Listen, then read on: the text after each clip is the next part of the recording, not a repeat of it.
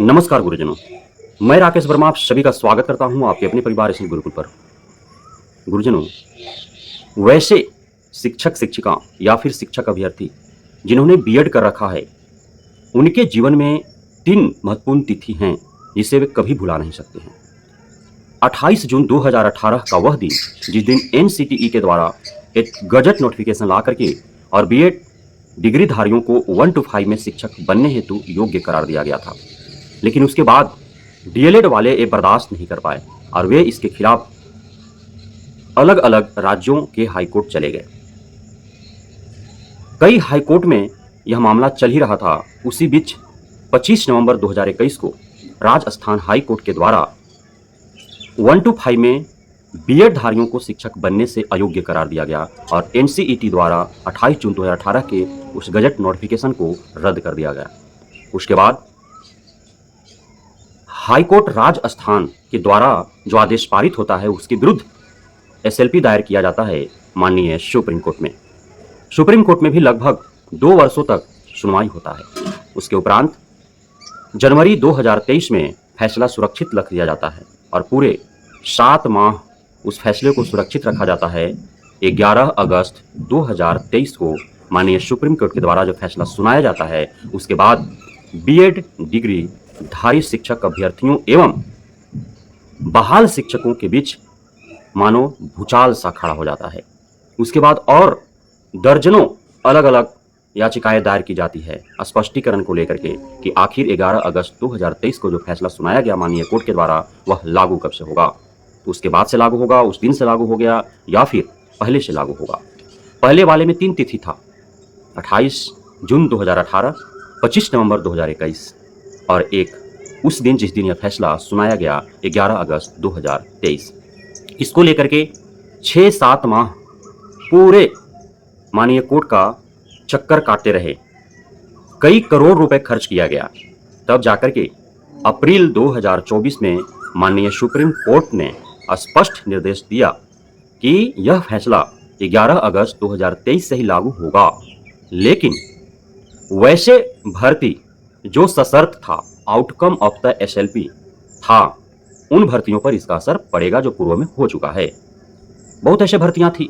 बिहार में ही छठे चरण की जो भर्ती थी वह आउटकम ऑफ द एसएलपी था।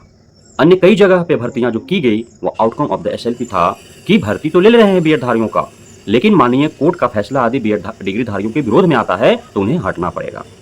और इसी प्रकार का बिहार में छठे चरण का भी भर्ती था, जिस पर पटना हाई कोर्ट ने 6 दिसंबर 2023 को यह फैसला सुनाया था कि माननीय सुप्रीम कोर्ट 11 अगस्त 2023 को जो फैसला दिया है उसके आलोक में बिहार में छठे चरण से बहाल बीएड डिग्रीधारी 1 to 5 में कार्यरत शिक्षक शिक्षिकाओं को हटना पड़ेगा और सरकार को सख्त निर्देश दिया गया था कि उन्हें हटा करके और उनके जगह पर उसी भर्ती में सम्मिलित योग्य डिग्रीधारियों को मेरिट सूची में जगह देकर के उन्हें शिक्षक के रूप में बहाल किया जाए।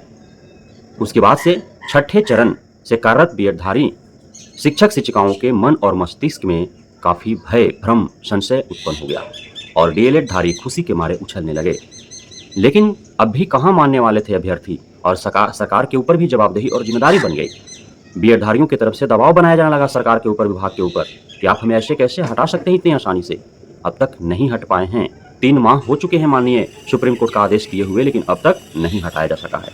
लेकिन कई दुविधाएं अब भी है। विभाग के द्वारा बीएड डिग्रीधारियों के लिए जो रवैया अपनाया जा रहा है उससे कई संशय है, कई भ्रम है, दुविधापूर्ण है। सरकार और विभाग भी नहीं समझ पा रही है कि आखिर किया जा सके। न उन्हें निगलने बन रहा है और न ही उन्हें उगलने बन रहा है, अटका हुआ है बीच में। अब बीएड धारियों को सक्षमता परीक्षा देने के लिए बाध्य नहीं किया गया तो रोका भी नहीं गया। बीएड धारी भी क्षमता परीक्षा तो दे ही रहे हैं। बीएड धारी भी क्षमता परीक्षा दिए ही, उन्होंने पास भी किया और काउंसलिंग के लिए इंतजार भी कर रहे हैं। अर्थात 1 to 5 में ही वे विशिष्ट शिक्षक बन राज्यकर्मी भी बन जाएंगे। लेकिन दूसरे तरफ अब उनका नियोजित के तौर पर फिक्सेशन नहीं किया जा रहा है, तो दुविधा है ना। हालांकि जो 22,000 का आंकड़ा शिक्षा विभाग के द्वारा दिया गया है कि छठे चरण में 1 to 5 में कार्यरत बीएड धारी थे, तो उनमें से अधिकांशतः टीआरई 1 और टीआरई 2 के माध्यम से वीपीएससी शिक्षक बन चुके हैं अपर ग्रेड में, 6 to 8 में, 9, 10 में, 11, 12 में। 1 to 5 में अब छठे चरण वाले बीएड डिग्रीधारी बहुत कम ही हैं। टीआरई 3.0 जुलाई में जो होने वाला है 19, 20, 21, 22 कुछ इसमें बन जाएंगे, फिर TRE 4.0 में बन जाएंगे। सरकार इतनी जल्दी अभी नहीं हटाने जा नहीं रही है, बल्कि सरकार तो माननीय पटना हाईकोर्ट के उस आदेश के खिलाफ जिसके माध्यम से उन्हें निकालने का जो है आदेश पारित किया गया था, तो SLP दायर की है माननीय कोर्ट में। और विभाग के द्वारा सभी जिला शिक्षा पदाधिकारियों को आदेश दिया गया है कि आपके जिले में 1 to 5 में कार्यरत जितने भी बीएड धारी हैं उनका अलग से फाइल फोल्डर तैयार किया जाए।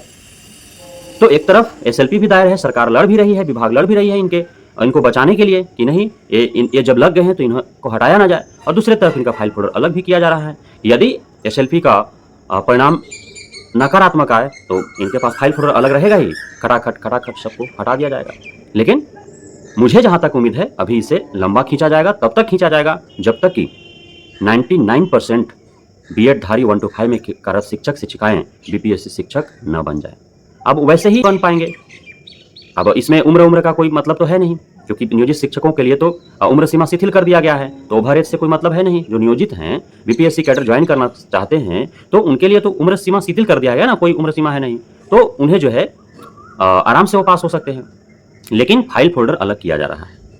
अब स्पष्ट शिक्षा विभाग तो बता नहीं रही है कि आखिर छठे चरण में 1 to 5 में कार्यरत बीएड धारी के साथ शिक्षा विभाग या बिहार सरकार करने क्या वाली है। पेश फिक्सेशन भी नहीं कर रही है, स्वतंत्रता परीक्षा देने के लिए भी स्वतंत्रता प्रदान कर दी गई है। BPSC शिक्षक बनने के लिए भी जो है उनका उम्र सीमा शिथिल कर दिया गया है। हालांकि अब क्या कुछ होने वाला है यह तो आगे आने वाला भविष्य ही बताएगा, लेकिन अभी तक का अपडेट यही है कि बीएड धारी जो 1 to 5 में कार्यरत है उनका फाइल फोल्डर अलग किया जा रहा है। बहुत बहुत धन्यवाद आप सभी गुरुजनों का हमारे साथ जुड़े रहने के लिए, बने रहने के लिए, हमें इतना प्यार देने के लिए, हम पे भरोसा बनाए रखने के लिए।